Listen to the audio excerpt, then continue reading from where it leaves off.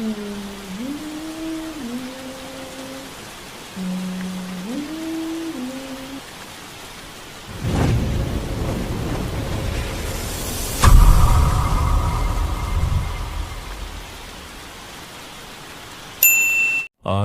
तकरीबन रात हो चुकी थी और बारिश तो रुकने का नाम ही नहीं ले रही थी। आज अपना काम खत्म करके मैं ऑफिस से निकला ही था कि तभी आधे रास्ते में मेरे जानने वाले नितिन अंकल ने मुझे रोक लिया। अरे दीपक जी, इतने रात को आप यहाँ क्या कर रहे हैं? घर नहीं गए अभी तक? हाँ, वो मुझे आज कुछ जरूरी काम था ऑफिस में, लेकिन बस अभी घर ही जा रहा हूँ। दीपक जी, आपको शायद पता नहीं है, लेकिन आज अंधेरी काली रात है और आज रात अकेले बाहर नहीं जाएं तो ही फायदे में रहेंगे। क्या बात कर रहे हो नितिन भाई? कल मुझे ऑफिस भी जाना है, इसलिए अभी जाना ही होगा जरूर। देखो दीपक जी, मेरी बात मानो, अकेले मत जाओ अभी। आज घर पर भी कोई काम है तो इसलिए जाना तो पड़ेगा। अच्छा तो एक काम करो, थोड़ी देर रुक जाओ, मेरी यहाँ ड्यूटी खत्म हो जाए, फिर हम दोनों साथ चले जाते हैं। अरे भाई, काफी लेट हो जाएगा फिर मुझे, और कल काम पर भी जाना है, इसलिए मैं निकलता हूँ। आखिरी बस आती ही होगी, अगर वो छूट गई तो मुश्किल हो जाएगी। अच्छा चलो, गुड नाइट भाई। अच्छा रुको दीपक जी, मैं जानता हूं कि तुम मुझसे पढ़े लिखे हो और तुम्हें ये काली रात और चलावे पर ज्यादा भरोसा भी नहीं है। ये पोटली अपने साथ रख लो, ये मुझे मेरी माँ ने दिया था, लेकिन अब तुम रख लो और अपना ख्याल रखना। ठीक है भाई, अब मैं जाता हूँ। मैंने वो पोटली अपने साथ रख ली और वहां से निकल गया। रात बहुत थी, बारिश भी थी, लेकिन मैं क्या करता? मेरी नौकरी का सवाल था। रात काली होती जा रही थी, बस वाला जगह दूर था, जाते जाते अच्छा खासा वक्त लग रहा था। आसमान में तेज बिजली कड़क रही थी और बिजली के साथ बारिश की बूंदें चाकू की तरह पूरे जिस्म पर लग रही।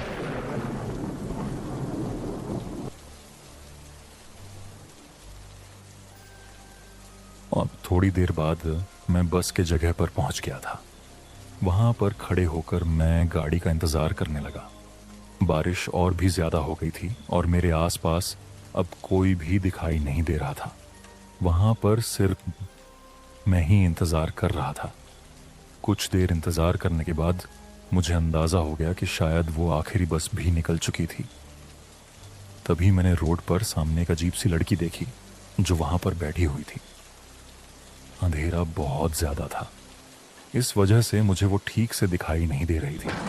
तभी आसमान में जोर से बिजली कड़की, जिससे मेरा ध्यान हट गया। और फिर जब मैंने उस जगह पर देखा तो वहां कुछ नहीं था। ये बात मुझे काफी अजीब लगी। मैं उसी के बारे में सोच ही रहा था कि अचानक वहां पर एक गुलाबी रंग की साड़ी में एक लड़की मेरी तरफ आने लगी।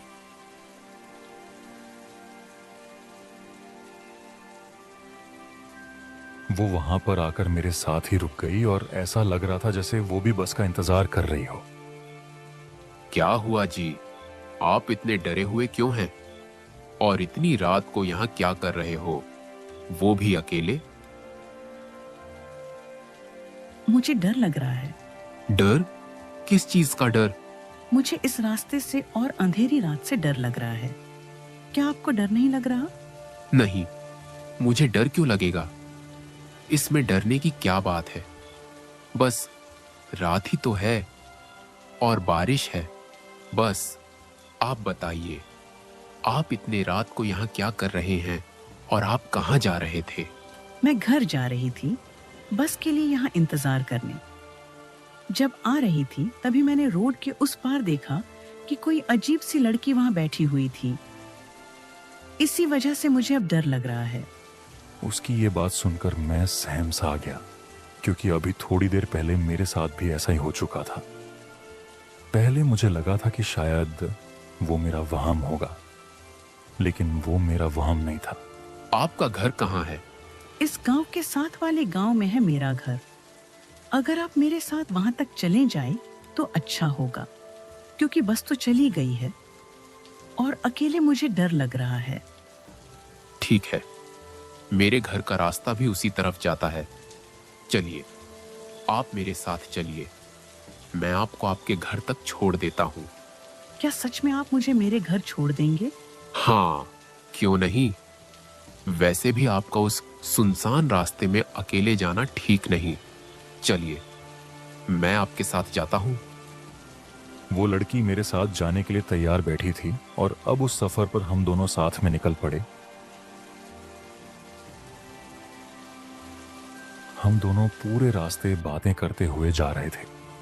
मुझे जो पहले थोड़ा डर लग रहा था, अब बिल्कुल भी नहीं लग रहा था।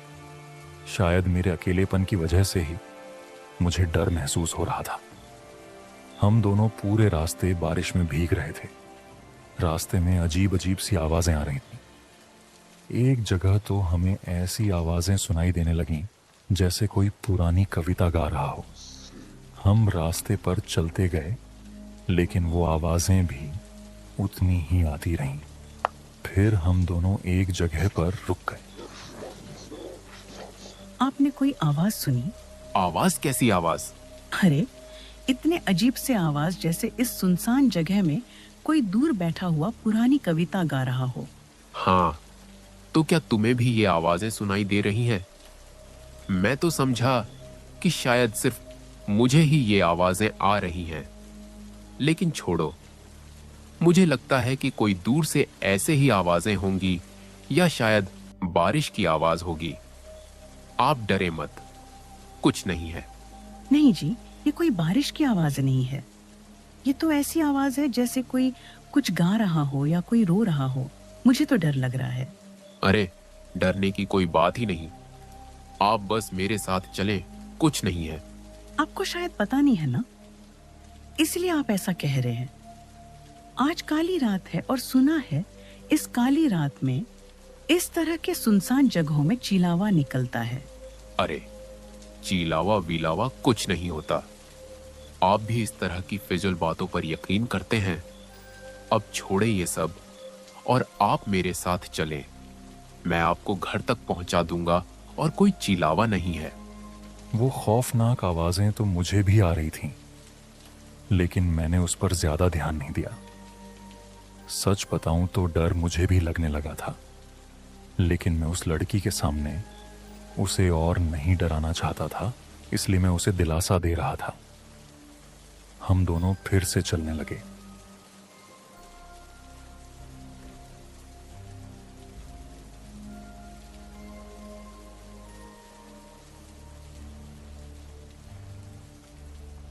इस अंधेरी रात में, इस सुनसान जगह पर, इस रास्ते से क्या आपको डर नहीं लगता? नहीं, इसमें डरने की क्या बात है। बस सिर्फ अंधेरा ही तो है। नहीं, बस सिर्फ अंधेरा नहीं है, यहाँ पर और कुछ है। यहाँ पर। उसका इतना कहते ही मेरे पैर एकदम रुक गए। और कुछ भी का क्या मतलब? क्या है यहाँ पर? मैंने सुना है कि इस रास्ते पर चिलावा घूमता है, जो अक्सर लोगों को अपनी बातों में डालकर मत देता है। नहीं, मैंने पहले भी कहा कि चिलावा जैसा कुछ नहीं होता। चिलावा वैसा कुछ नहीं होता। ये सब कहने की बातें हैं बस। आपने देखा नहीं है ना, इसलिए आप ऐसी बातें कर रहे हैं। जिस दिन आप सच में देख लेंगे, फिर आप ऐसी बातें नहीं करेंगे साहब जी। तुम तो ऐसे बातें कर रहे हो जैसे कि तुमने सच में कोई चिलावा देखा है। तो बताओ फिर, कैसा दिखता है चिलावा? चिलावा बहुत ही खतरनाक होता है। एक बार किसी को पकड़ ले तो फिर आसानी से नहीं छोड़ता। अगर कोई भी चिलावे के पकड़ में एक बार आ गया तो फिर उसका बचना बहुत मुश्किल है। वो सब तो ठीक है, लेकिन तुमने मुझे बताया नहीं कि क्या तुमने देखा है चिलावा। हाँ साहब जी, मैं चिलावा ही तो हूँ। उसका इतना कहते ही मैं एकदम से रुक गया। मगर ये क्या, लड़की कहाँ गई? मैंने इधर उधर देखा, मगर वो कहीं भी नहीं थी। अब मुझे उसकी बातों से डर लग रहा था। मुझे समझ नहीं आया कि वो कोई थी भी और अचानक गायब कैसे हो गई। मैं अब बहुत डरा हुआ था। मेरी सांस मानो थम सी गई थी। मैंने बिना इधर उधर देखे ही चुपचाप चलना शुरू कर दिया। जो ये चीलावा वगैरह पर यकीन नहीं करता था, अब मुझे इस पर यकीन होने लगा था। डर के मारे मेरे हाथ पैर कांप रहे थे। बस मैं किसी तरह इस रास्ते को पार करना चाहता था।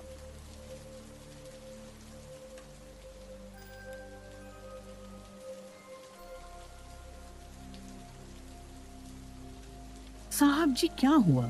डर गया? ये आवाज सुनकर मेरे होश उड़ गए। मैंने पीछे मुड़कर देखा तो वो लड़की फिर से वहीं पर खड़ी थी।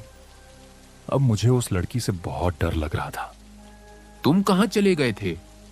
अरे साहब जी, आप तो डर ही गए। मैं तो बस आपसे मजाक कर रही थी। उसका इतना कहते ही मेरी जान में जान आई। तुमने तो मुझे सच में ही डरा दिया था।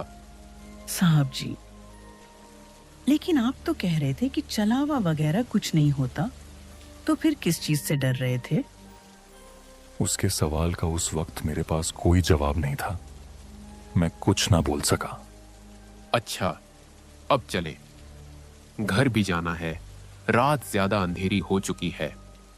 हाँ साहब जी, चलें।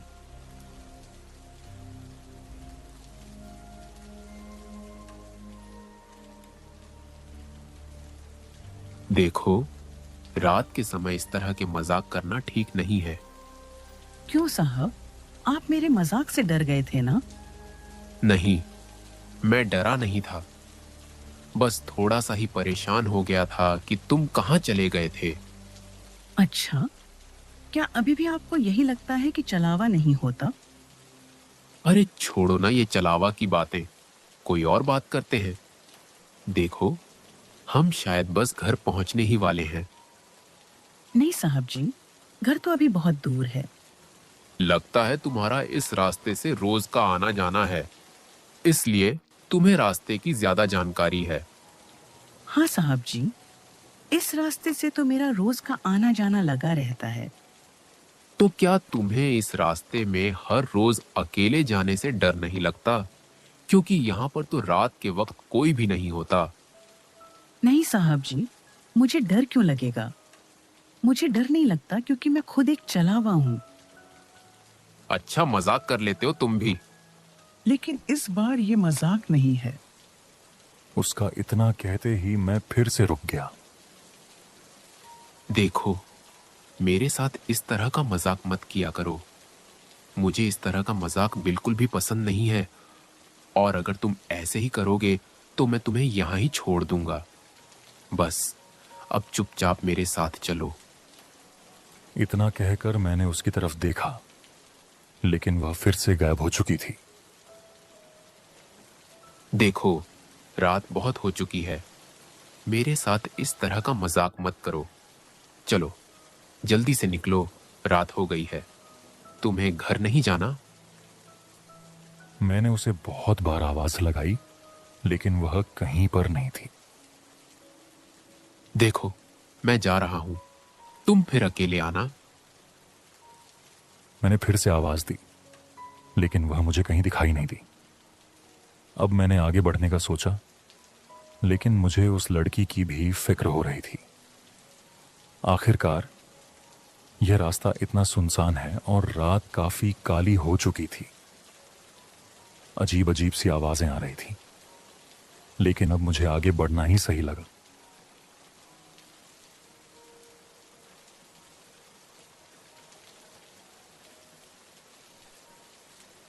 अब चलते चलते मैंने जब रास्ते को देखा तो वो रास्ता उसी तरह का था जहां से मैं पहले भी गुजर चुका था।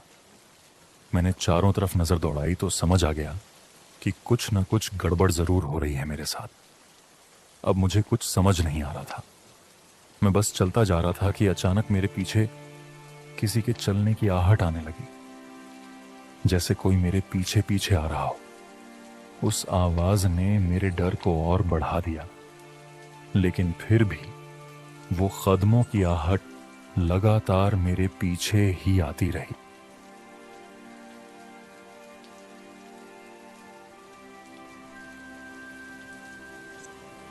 साहब जी, आप इस चलावे से निकल नहीं पाओगे। ये आवाज कुछ जानी पहचानी थी, क्योंकि ये उसी लड़की की आवाज थी। मैंने पीछे मुड़कर देखा और जो मैंने देखा वो सच में बहुत भयानक था। वो लड़की पूरी तरह बदल चुकी थी। उसकी आंखें लाल थीं और उसके हाथ पांव और जिस्म ऐसे थे जैसे कोई खूंखार जानवर हो।